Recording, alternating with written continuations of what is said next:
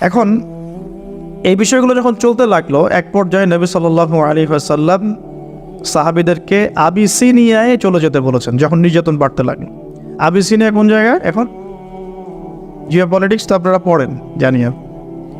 এখনকার ইথিওপিয়া না, ইরিত্রিয়া, এখনকার ইরিত্রিয়া। এই জায়গায় একজন বাদশা ছিলেন, তার নাম বাদশাহ নাজাশি। বাদশাহ নাজাশি। তো এই বাদশাহ নাজাশি ছিলেন একজন খ্রিস্টান শাসক, এখনকার সমকামী খ্রিস্টান না, তিনি একজন ভালো খ্রিস্টান ছিলেন এবং নবী ঈসা আলাইহিস সালামকে তিনি ফলো করতেন। তিনি সাহাবীদেরকে আশ্রয় দিয়েছেন, আলহামদুলিল্লাহ। এটা আল্লাহ পাকের পরিকল্পনা ছিল, এখানে তারা কোনো সমস্যা ফেস করেন নাই। 2 দফা সাহাবীরা সেখানে হিজরত করেছেন। নবী সাল্লাল্লাহু আলাইহি ওয়াসাল্লাম বলেছিলেন সেখানে একজন এমন রাজা আছেন যার রাজ্যে কেউ জুলুমের শিকার হয় না। তো এদিকে মক্কার অবস্থা খারাপ হতে লাগলো, আবিসিনিয়ায় হিজরত হলো। এই সময়টুকুর মধ্যে আল্লাহ পাক আরও কিছু যুবককে ইসলাম কবুলের সৌভাগ্য দিলেন। তার মধ্যে অন্যতম একজন হচ্ছেন হামজা রাদিয়াল্লাহু আনহু, যার নাম আপনারা জানেন। জাস্ট আজকে বাসায় গিয়ে তার জীবনীটা পড়ে দেখবেন কীভাবে তিনি ইসলাম কবুল করলেন। আমি সেগুলো বলতে যাচ্ছি না, অন্য লেকচারগুলোতে বলেছিলাম। আরেকজন হচ্ছেন ওমর ইবনুল খাত্তাব। ওমর ইবনুল খাত্তাব, তার ব্যাপারে শুধু এতটুকু বলবো, তিনি ইসলাম কবুল করে যখন কাবা ঘরের সামনে গিয়েছেন তাকে মানুষ মারা শুরু করেছে। তো তখন তাকে একজন পরামর্শ দিচ্ছিল যে তুমি কি আফালা কুনতা কাতামত, তাকে বলা হচ্ছে তুমি কি তোমার ইসলাম কবুলের বিষয়টা গোপন রাখতে পারতে না? যেমন আমরা বলি হিকমা অবলম্বন করতে পারতে না? তো তিনি বলেছিলেন যে ওয়াল্লাহি, আল্লাহর কসম করে বলছি, লাউফাররিকান্নাল হাক্কা মিনাল বাতিল কামা ফাররাকাল্লাহু বাইনাল লাইলি ওয়ান নাহার। তিনি বলছিলেন যে আমি আল্লাহর কসম করে বলছি, আমি অবশ্যই সত্য আর মিথ্যাকে আলাদা করে দিব, ঠিক যেভাবে আল্লাহ পাক রাত থেকে দিনকে আলাদা করে দেন। এরপর তার নাম হয়েছে আল ফারুক, মানে পার্থক্যকারী। ওমর আল ফারুক আমরা এই কারণে বলি, ওমর আল ফারুক মানে পার্থক্যকারী। তো এদিকে যুবকদের শক্তির মধ্য দিয়ে আবার নবী সাল্লাল্লাহু আলাইহি ওয়াসাল্লাম স্ট্রং হচ্ছেন, কিন্তু ইসলাম স্ট্রং হচ্ছে। ওদিকে আবিসিনিয়াতেও যুবকরাই, তরুণরাই ওখানে ইসলামের পতাকা নিয়ে গিয়েছেন, সেখানে বসবাস করা শুরু করেছেন। এবার নবী সাল্লাল্লাহু আলাইহি ওয়াসাল্লাম তায়েফে গেলেন, সেখানেও কিছু যুবক ছিল। 3টা বড় বড় যুবকদের মানে কমিউনিটি ছিল, যাদের নেতৃত্ব দিত 3 জন বড় নেতা। একজনের নাম আবদে ইয়ালাইল, একজনের নাম ছিল আবদে মাসউদ, আর একজন হাবিব বিন আমর। এই 3 জন ছিল বড় বড় গোত্র নেতা। নবীজি চেয়েছিলেন জিওপলিটিক্যালি যে আমি যদি তায়েফের সাপোর্টটা পেয়ে যাই, তাহলে মক্কার এই যে মানে ওরা যে আমাদের উপরে নির্যাতন করছে, এখান থেকে আমি একটা বড় পলিটিক্যাল অ্যালায়েন্স করতে পারব তায়েফের সাথে। তায়েফবাসীর তখন ভাগ্যে হেদায়েত ছিল না, আল্লাহ যেভাবে চেয়েছেন। নবী সাল্লাল্লাহু আলাইহি ওয়াসাল্লামকে তারা তো গ্রহণ করেই নাই, বরং রক্তাক্ত করে সেখান থেকে বের করে দিয়েছে, নাউজুবিল্লাহ। নবী সাল্লাল্লাহু আলাইহি ওয়াসাল্লাম তাদের বিরুদ্ধে কোনো বদদুয়া করেন নাই। বদদুয়া করেছেন? এটাও আমাদের শিখতে হবে। কিছু হলেই যে আমরা মানে খুব কাউন্টার একটা অবস্থা চলে যাই, হ্যাঁ, ঝগড়া করতে থাকি, স্পেশালি ফেসবুকে। স্পেশালি কোথায়? ফেসবুকে। আর এটা আমাদের জীবনের অনেক বড় সময় খেয়ে ফেলে। কিয়ামতের মাঠে আমরা দেখবো যে ফেসবুক কত সময় খেয়েছে। হ্যাঁ, কিয়ামতের মাঠে পরিসংখ্যান যখন দেখা যাবে তখন বুঝতে পারবো যে ফেসবুক খেয়েছে 2 বছর ইন টোটাল। হ্যাঁ, আমার টেলিভিশন খেয়েছে 2 মাস, আমার ইউটিউব খেয়েছে কত, এরকম 5 মাস। হ্যাঁ, তারপরে অ্যাপস খেয়েছে, গেমস আর অ্যাপস খেয়েছে আমার এরকম 6 মাস। দেখবেন এগুলোই আমাদের জীবনের বড় একটা অংশ খেয়ে ফেলেছে। যদি একজন ব্যক্তি ডেইলি 1 ঘন্টা করে টিভি দেখে বা এইসব জায়গায় সময় কাটায়, তাহলে নিঃসন্দেহে সে 24 ঘন্টায় যদি 1 ঘন্টা করে কাটায়, তাহলে আপনি হিসাব করে দেখেন যে মাসে কত ঘন্টা যায়, বছরে কত ঘন্টা যায়, এবং কতদিনে সে 1 বছর কাটিয়ে ফেলে। অথচ কিয়ামতের দিকে পড়ে আসি, আলামে বারজাখ, যে মৃত্যুর পরের জীবন, এখানে বেশিরভাগ মানুষ একটাই কথা বলবে বা বলছে, এখনো হয়তো আমরা শুনতে পারছি না, বলবে বা হয়তো বলছে, আমরা শুনতে পারছি না। সেটা কি? তারা বলছে রব্বানা, হে আমাদের রব, আবসরনা, আমরা দেখলাম, পরকাল আমরা দেখেছি, ওয়া সামি'না, আমরা পরকাল শুনেছি, ফারজি'না, আমাদেরকে ফিরিয়ে দিন। কোথায় ফিরিয়ে দিন? দুনিয়ায়। কি করব? না আমাল সালিহান, আমরা সৎ আমল করে আসবো। ইন্না মুকিনুন, আমাদের এখন ইয়াকিন হয়ে গেছে। এই কথাটা কবরবাসী চিৎকার করে এখন হয়তো বলছে অথবা বলবে, আল্লাহু আলাম। আল্লাহ পাক সূরা আলিফ লাম মিম সাজদার মধ্যে আয়াতটা নাযিল করেছেন, রব্বানা, হে আমাদের রব, আবসরনা ওয়া সামি'না ফারজি'না না'মাল সালিহান ইন্না মুকিনুন। হে আমাদের রব, আমরা দেখেছি পরকাল, আমরা শুনেছি, বুঝেছি, মানে ইন্দ্রিয় দিয়ে পরকাল উপলব্ধি করেছি। এখন আমাদেরকে আল্লাহ একটা বারের জন্য আপনি দুনিয়ায় ফিরিয়ে দেন, না'মাল সালিহান, আমরা সৎ আমল করে ফিরে আসব।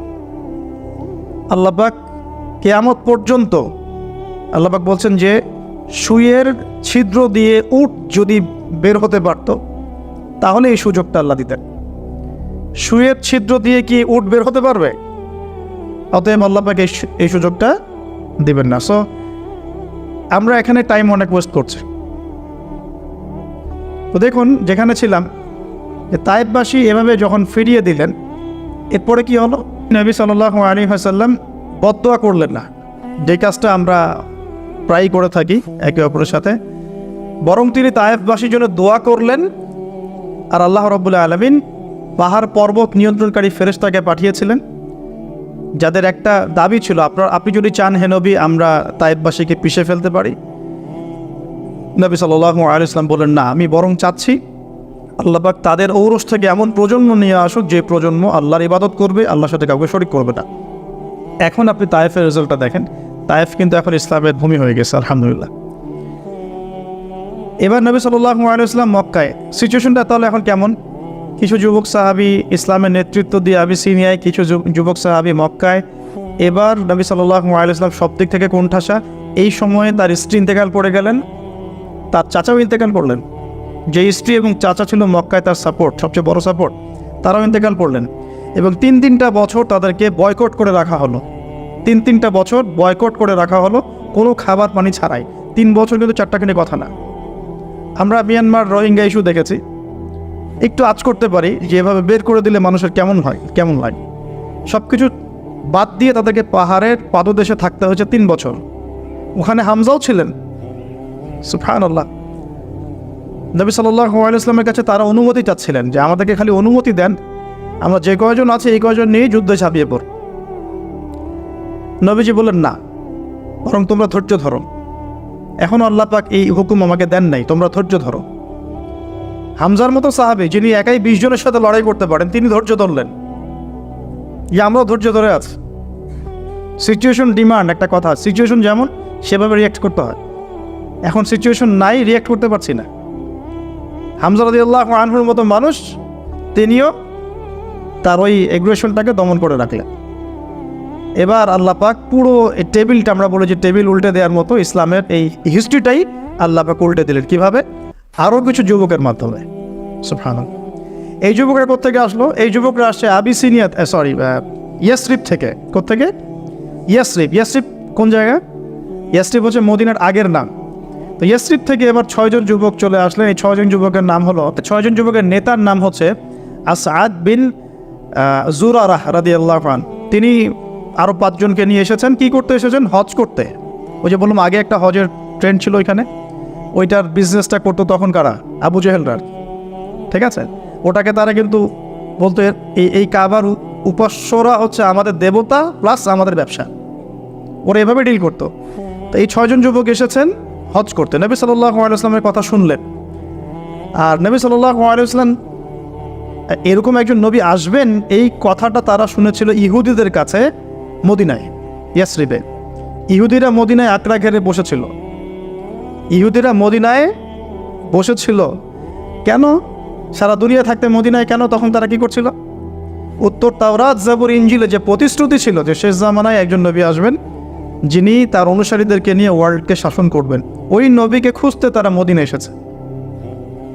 3টা কম, বনু কুরাইজা, বনু কাইনুকা আর বনু নাজির, এই 3টা গোত্র সেখানে ছিল। তো এখন এখানে প্রশ্ন আপনাকে আমি করতে পারি, তাহলে এখন তারা প্যালেস্টাইনে কি করছে? সারা দুনিয়া বাদ দিয়ে ওইখানে কেন? সারা দুনিয়া বাদ দিয়ে ওরা ওখানে কেন? বিকজ এখনও তারা ওয়েট করছে তাদের একজন মাসিহের জন্যে, যেই প্রতিশ্রুত মাসিহ আসলে নাকি তারা বিশ্ব শাসন করবে আবারও। এটাই সব। কিছু মানুষের ইন্টেলেকচুয়াল লেভেল দেখে হতাশও হই, কষ্টও পাই। পৃথিবীর সবচেয়ে বড় ফিতনা তাকে কেন্দ্র করে যে ইতিহাস আবর্তিত হবে, মুসলিমদের দুর্দশা হবে, এই বিষয়টার দিকে ফোকাস না করে তাদের ফোকাস হচ্ছে দাজ্জাল বের হবে কোত্থেকে, কোন রাস্তা দিয়ে বের হবে, বাংলাদেশ না পাকিস্তান না খোরাসান না ইরাক না ইস্পাহান, সুদ কোথা থেকে এসেছে সারা ওয়ার্ল্ডে, এটা কি খুব বেশি ইম্পর্টেন্ট না সুদটাকে দূর করাটা বেশি ইম্পর্টেন্ট? যাই হোক, আজকে যেহেতু প্রসঙ্গ এসেই গেছে বলে দেই, কথা বলতে বলতে চলে আসলো আমার টপিকটা, যদিও এটা না। ইনশাআল্লাহ অন্য একদিন মাসিহুদ দাজ্জাল নিয়ে আমরা 2 ঘন্টা সেশন করতে পারবো ইনশাআল্লাহ। দাজ্জালের আগমন সম্পর্কে 3টা জায়গায় কথা বলা আছে। ইস্পাহান, যেটা এখন ইরানের অন্তর্গত, খোরাসান, যেটা বিশাল কন্টিনেন্ট, খোরাসান শুধু একটা জায়গা না, আরেকটা জায়গা হচ্ছে শাম এবং ইরাকের মাঝখানে, শাম এবং ইরাকের মাঝখানে। Go and search, do your Jio politics, আপনি যান দেখেন, আপনার গুগল ঘেটে দেখেন না শাম কোন জায়গাকে বলা হয়। শাম কি শুধু সিরিয়াকে বলা হয়? শাম বলতে প্যালেস্টাইন, সিরিয়া, লেবানন, জর্ডান, পুরো জায়গাটাকে শাম বলা হতো আগে। হাদিসটা কি এখন নাজিল হয়েছে না আগে নাজিল হয়েছে? তো শাম এবং ইরাকের মাঝখানে কোন দেশটা এখন সবচেয়ে শক্তিশালী জিউসদেরকে নিয়ে আপনি একটু রিসার্চ করে দেখেন। আমার তো কিছু বলার দরকার নাই। আরেকটা মজার ব্যাপার আছে, আমরা অনলাইনে তর্ক দেখছি সে বের হবে কোত্থেকে, এই নিয়ে একদম ধুয়ে রেখে দিচ্ছে একজন আরেকজনকে, ঠিক আছে? অথচ নবী সাল্লাল্লাহু আলাইহি ওয়াসাল্লাম মদিনায় একজনকে দাজ্জাল মনে করছে। আমরা এখন ঝগড়া করছি কি নিয়ে? সে বের হবে কোত্থেকে। আর নবী সাল্লাল্লাহু আলাইহি ওয়াসাল্লাম মদিনাতে জীবদ্দশায়, তার জীবদ্দশাতেই একজনকে দাজ্জাল মনে করছেন, ভাবছেন যে এই দাজ্জাল হতে পারে। তার নাম ইবনে সাইয়্যিদ। কি নাম?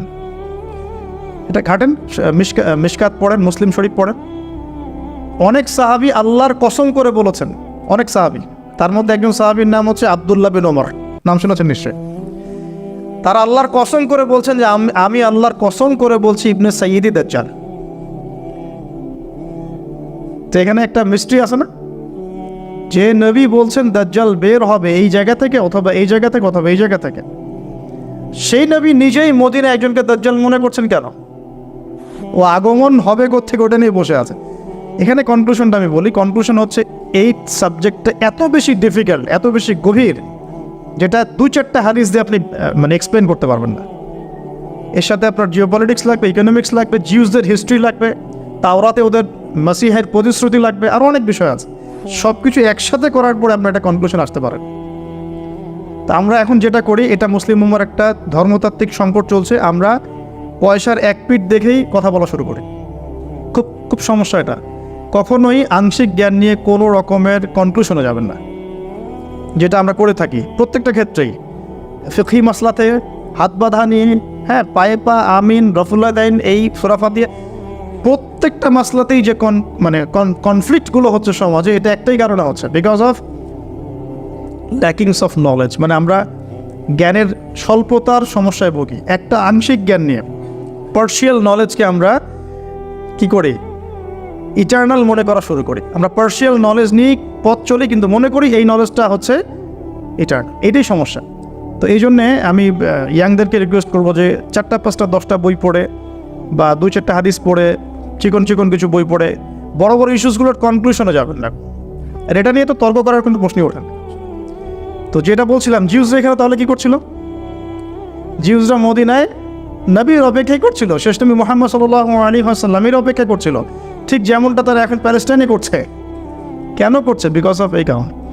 এখন ওই ইয়াসরিবের যুবকরা কিন্তু শুনেছিল ইহুদিদের কাছে যে কে আসবেন, মুহাম্মদ সাল্লাল্লাহু আলাইহি ওয়াসাল্লাম বা একজন শেষ নবী আসবেন। তারা তো নাম জানতো না, নাম জানতো, তারা এতটুকু জানতো, তার হাতে লেখা ছিল সেই নবীর নাম হচ্ছে আহমদ। কি নাম? আহমদ। এবার নবী সাল্লাল্লাহু আলাইহি ওয়াসাল্লাম আবার আরও একবার শক্তিশালী হলেন, কার মধ্য দিয়ে? এই যুবকদের মধ্য দিয়ে। 6 জন যুবক, মাত্র 6 জন। এই 6 জন তারা আবার মদিনায় ফিরে গেলেন, পরের বছর 12 জনকে নিয়ে আসলেন। এবার এই 12 জনের সাথে নবীজি আরও একজনকে পাঠিয়ে দিলেন, তার নাম হচ্ছে মুসআব বিন উমাইর, যার কথা আমি বলছিলাম উহুদের যুদ্ধে তিনি শহীদ হয়েছেন। উহুদের যুদ্ধে শহীদ সেই সাহাবী মুসআব বিন উমাইর। এই যে এই ছেলেও দাঁড়িয়েছিল তো মুসাইব বিন উমাইর রাদিয়াল্লাহু আনহুর কবরের সামনে। ওকে জিজ্ঞাসা করেন যে ও কোনো সুঘ্রাণ পেয়েছে কিনা। অনলাইন তো গরম করে ফাটিয়ে রেখে দিছে, ওকে জিজ্ঞাসা করেন। আমরা তো মনে করছিলাম এটা সবাই পায়, আমরা মনে করছিলাম এখানে যারাই আসে তারাই মনে হয় পায়। বাংলাদেশে আসার পরে বুঝলাম যে সবার ভাগ্যে সৌভাগ্য হয় না। মুসাইব বিন উমাইর এবং হামজা রাদিয়াল্লাহু আনহুর কবরটাকে ঘিরে রাখা হয়েছে একসাথে। 80টার বেশি তরবারের আঘাত ছিল তার গায়ে শাহাদাতের সময়। নবী সাল্লাল্লাহু আলাইহি ওয়াসাল্লামের চেহারা সাথে তার চেহারা কিছুটা মিল ছিল। তো এই সাহাবীকে নবীজি পাঠিয়েছেন মদিনায়, তুমি এই 12 জনের সাথে যাও, মদিনায় গিয়ে দাওয়াতি কাজ করতে থাকো। মাত্র 1 বছরের ব্যবধানে, উইদিন 1 ইয়ার, মুসাইব বিন উমাইর রাদিয়াল্লাহু আনহুর দাওয়াতের ফলে 75টা পরিবার ইসলাম কবুল করেছে। এই যে ইসলাম একদিক থেকে সংকীর্ণ হতে লাগলো আর মদিনার দরজা খুলতে লাগে। কাদের হাত ধরে? বৃদ্ধদের না ইয়াংদের। এবার মুসাইব বিন উমাইর রাদিয়াল্লাহু আনহু দাওয়াতে যে পরিবারের ইসলাম কবুল করেছে তারা এসে নবী সাল্লাল্লাহু আলাইহি ওয়াসাল্লামের কাছে বায়াত করলেন। এবার নবী সাল্লাল্লাহু আলাইহি ওয়াসাল্লামের কাছে হুকুম আসলো, আপনি আবার হিজরত করেন। কোথায়? মদিনায়। এই যে শুরু হলো হিজরত। ওইবার মদিনায় গিয়ে শুরু হলো ইসলামিক হুকুমত। তখন ইসলামিক মানে পলিটিক্যাল ক্ষমতা আমাদের হাতে আসলো। নবী সাল্লাল্লাহু আলাইহি ওয়াসাল্লাম সেখানকার রাষ্ট্রপতি হলেন। মদিনা সনদ তৈরি করা হলো, মসজিদ নববী তৈরি করা হলো, মানে যত রকম রাষ্ট্রীয় ফাংশন সব ওখান থেকে শুরু হলো। এটা হলো ইসলামের পার্ট 2, মানে সিরাতের সেকেন্ড পার্ট। এটাই সবচেয়ে বড় পার্ট, মানে এখানেই সবচেয়ে বড় বড় জিনিসগুলো ঘটেছে। কিন্তু বেস তৈরি হয়েছে কিন্তু প্রথম 13 বছরে। কাদের হাত ধরে? ইয়াংদের হাত ধরে। এবার এই মদিনাতেই হচ্ছে বদর। এই মাদানী যুগে কি হচ্ছে? বদর। তারপরে হলো উহুদ। তারপরের বছর হলো কি? খন্দক। তারপরে নবী সাল্লাল্লাহু আলাইহি ওয়াসাল্লাম বললেন যে এবার থেকে ওরা আমাদেরকে আর আক্রমণ করবে না, আমরাই এবার থেকে ইসলামকে নিয়ে এগিয়ে যাবো ইনশাআল্লাহ। এরপর থেকে কুরাইশ আর কখনো আক্রমণ করতে পারে নাই। এরপর নবী সাল্লাল্লাহু আলাইহি ওয়াসাল্লাম বিভিন্ন গাজওয়া সারিয়া একটা করে হতে থাকলো। প্রায় 75 থেকে 80টার মতো হয়েছে। আমরা তো এই অংশটা এখন পুরো মাইনাস করে দিয়েছি ইসলাম থেকে, কাট অফ, একদম শেষ। ভুলেও কেউ এই শব্দ ব্যবহার করে ফেললেই তাকে যে চতুর্দিক থেকে যেমন সমালোচনার, গালিগালাজ আর আক্রমণের শিকার হতে হয়, এটাই তো ইন্ডিকেশন দিচ্ছে যে দাজ্জালের যুগ অলরেডি চলে আসছে। সে তো ইসলামের টোটালিটি বরদাস্ত করবে না আপনার কাছ থেকে। এখন যাই হোক, আল্লাহ রাব্বুল আলামিন এভাবে আস্তে আস্তে ইসলামকে বিজয় করতে লাগলেন। পররাষ্ট্রনীতি অ্যাপ্লাই হতে লাগলো। মুলকা ফারিসা আর রুম, পারস্য এবং রোমের মতো বড় বড় সাম্রাজ্যের পতন ঘটতে শুরু করল। ইসলাম পৃথিবীর বুকে শক্তিশালী হওয়া শুরু করলো। হুদাইবিয়ার সন্ধি হলো, উমরা কাজা করলেন। তারপরে নবী সাল্লাল্লাহু আলাইহি ওয়াসাল্লাম 10 বছরের সন্ধিতে আসলেন। এই সন্ধির অল্প কিছুদিনের মধ্যেই প্রায় বিনা যুদ্ধে পুরো মক্কাটা আবার বিজয় করা হয়েছে। সুবহানাল্লাহ। কোন মক্কা? যে মক্কা থেকে সাহাবীরা রিফিউজি হয়ে অন্য জায়গায় চলে যেতেন, সেই মক্কা হলো আমাদের। কাদের হাত ধরে ভাই? সবচেয়ে বেশি মানে মেজরিটি কারা ছিলেন? ইয়াংরা না বৃদ্ধরা? তাহলে আমি বলতে চাচ্ছি যে একটা বিগ মানে শর্ট সময়ের মধ্যে একটা বড় হিস্ট্রি বলে ফেললাম সিরাতের। আমি বোঝাতে চাচ্ছি যে সমাজ পরিবর্তন একা একা হয়নি, এবং নবী সাল্লাল্লাহু আলাইহি ওয়াসাল্লাম একা একা করেন নাই। কোরআন এবং সুন্নাহ ব্যতীত সমাজ পরিবর্তন হয়নি, এবং ইয়াংদের ভূমিকা ছাড়াও সমাজ পরিবর্তন হয়নি। আর মাত্র 23 বছরে এই ঘটনাগুলো ঘটেছে। মাত্র 23 বছরে যেই মক্কা থেকে আমরা রিফিউজি হয়ে বের হয়ে গেলাম, সেই মক্কায় আমরা বীর দর্পে ফিরে আসলাম, পুরো জায়গাটা আমাদের হলো। সেখান থেকে কি ইসলাম থেমে গেল? রাসূল সাল্লাল্লাহু আলাইহি ওয়াসাল্লামের ইন্তেকালের পরেও ওখান থেকেই আবার আবু বকর সিদ্দিক রাদিয়াল্লাহু আনহু, তার প্রায় 2-2.5 বছর বলা হয়। ওমর ইবনে খাত্তাব, তারপরে প্রায় অলমোস্ট 10 ইয়ার্স বলা হয়। তারপরে উসমান বিন আফফান, তার প্রায় 12 বছর। আলী রাদিয়াল্লাহু আনহুর এরকম আরও কিছু সময়। এরপরে ক্ষমতা চলে গেল উমাইয়াদের হাতে। মুআবিয়া রাদিয়াল্লাহু আনহুর, তিনি প্রায় 20 বছর শাসন করেছেন। উমাইয়ারা শাসন করেছে প্রায় 92 ইয়ার্স, 92 বছর। তারপরে আব্বাসীয়রা এসেছে, জাব নদীর যুদ্ধ হয়েছে। এই যুদ্ধে আব্বাসী এবং উমাইয়াদের মধ্যে কনফ্লিক্ট হয়েছে। এই কনফ্লিক্টগুলো নিয়ে আমরা পরে কথা বলছি ইনশাআল্লাহ।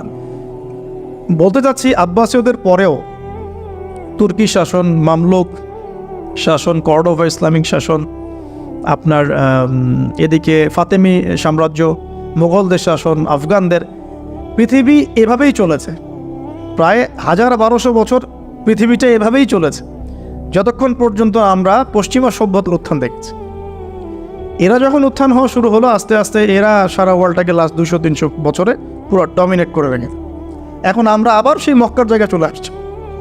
একটু ভালো করে বলেন, আমরা কিন্তু আবার সেই মক্কার জায়গাতে মোটামুটি চলে আসছি। আপনি বলতে পারবেন না, গলা চিপে ধরা হবে। আপনি হাঁটতে পারবেন না, পা ভেঙে দেওয়া হবে। আপনি ভালো করে বোঝেন, আপনি এগুলো করতে পারছেন না, বিকজ আপনি হালাল খেতে পারছেন না, কারণ সুদ আপনাকে খেতে হবে, ব্যাংকিং সিস্টেমে সুদ আছে। আপনি ইসলাম পালন করতে পারবেন, আমার পকেটে তাসবি আছে, নেন, আপনি তাসবি টিবেন, কোনো সমস্যা নাই। মসজিদে যান, তাসবি টিবেন, কোনো প্রবলেম নাই। বাট ইসলামের টোটালিটির কথা আপনি বলতে পারবেন না। ভিতরের চোখ দিয়ে দেখেন, আমরা কিন্তু আবার মাক্কি একটা জায়গায় চলে আসতেছি, বা এসেছি, বা আসছি ক্রমবর্ধমান। তাহলে এই জায়গা থেকে আরেকটা উত্থান হবে ইনশাল্লাহ। কারণ শেষ হবে তো উত্থানের পরে। কিয়ামতটা কখন হবে? যখন ইসলাম আবার পৃথিবীতে বিজয়ী হবে, এবং বিজয়ী হওয়ার পর মানুষ আবার খারাপ হওয়া শুরু করবে। ওই খারাপ মানুষগুলোর সামনে কিয়ামত হবে। এই দুটো ফেজ বাকি আছে এখন। 1450 বছর গণ, 1450 বছর শেষ। এবার এই ফেজটা বাকি আছে।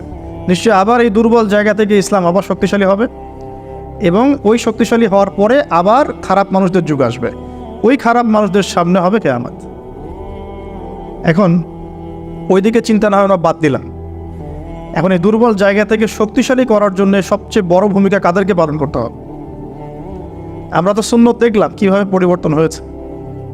এখন আসেন এই জায়গা থেকে একটু কাটকোটটা কিছু কথা বলে শেষ করি। যে প্রিয় ভাই বা বোনরা হয়তো শুনছেন নাকি? আচ্ছা, লাইফের ডেফিনেশন কি?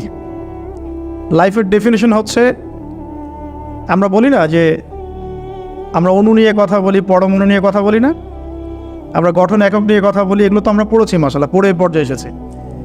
এই যে এক একটা দিন, এক একটা রাত, এই যে সেকেন্ড, মিনিট, এগুলো হচ্ছে আমাদের জীবনের গঠন একক, তাই তো? লাইফ মানে এই পুরো ফেজটাকে একত্রিত করে লাইফ। তো এখন আমি যদি প্রশ্ন করি যে আপনাদের এভারেজ এজ কত, তারপরে বলবেন হয়তো 20 ইয়ার্স বা 25 এভারেজ। অ্যান্ড আমি যদি বলি আপনাকে যে আমাদের উম্মার গড় আয়ু কত, নবী সাল্লাল্লাহু আলাইহি ওয়াসাল্লাম বলে গেছেন 60 থেকে 65 বছর, 60 থেকে 65। তাহলে আপনার শেষের 5 বছর আপনি বাদ দেন। কথার কথা, কাটকোটটা কথা এই জন্য বলছি যে এটা ম্যাথামেটিক্যাল কনক্লুশন, সবার ক্ষেত্রে এটা সেম হবে না, কিন্তু আমরা একটা চিন্তা করছি, মাথায় একটা প্ল্যান করছি। শেষের লাস্ট 5 ইয়ার্স আপনি কাট অফ করেন, ধরেন 60-র মধ্যে এখন 25 আপনার গড় এজ, 25 কাটেন, বাকি আছে কতটুকু বলেন? 35, বাট হ্যাঁ 35 ইয়ার্স আপনার হায়াত বাকি আছে মনে করেন, আমার হায়াত বাকি আছে মনে করেন, কথার কথা, আল্লাহু আ'লাম বিস-সাওয়াব। তা আপনার প্ল্যান কি লাইফকে নিয়ে? কাটকোট থাক, যেটা শব্দটা বললাম একটু এই জন্য বলছি যে এখন আপনার একটা আঘাত লাগতে পারে। 25 ইয়ার্স ফ্রম ইউর লাইফ, এটা গন কেস, শেষ। এই 25 বছর আপনি কি করেছেন? Really what have you done? কী করেছেন আপনি এই 25 বছরে?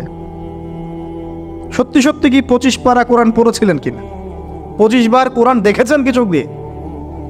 25 বার নামাজের জন্য মসজিদে গিয়েছেন কি? জাস্ট আস্ক ইউরসেলফ, মানে এই কথাগুলো আপনি আপনাকে আজকে রাত্রে জিজ্ঞাসা করবেন। আপনি 25 বছরে সম রেখেছেন কয়টা? ধরেন ফরজ হয়েছে বুঝলাম 10 বছরের পরে, 15 বছর হিসাব করেন তাহলে। 15 বছর কয়টা বই পড়েছেন? কতদিন পড়েছেন?